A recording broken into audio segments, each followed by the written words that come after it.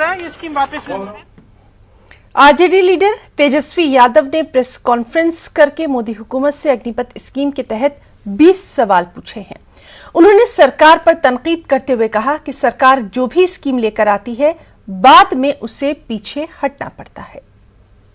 भारत सरकार जो है, संशय जो युवाओं के दिल में है उसको दूर किया जाए। तो हम 20 सवाल जो है केंद्र सरकार से पूछना चाहते हैं, जिसका जवाब का इंतजार हम लोगों को होगा। आप लोग सब लोगों ने देखा होगा कि जो भी केंद्र सरकार कानून लाती है टेक ऑफ होने से पहले ही क्रैश हो जाती है।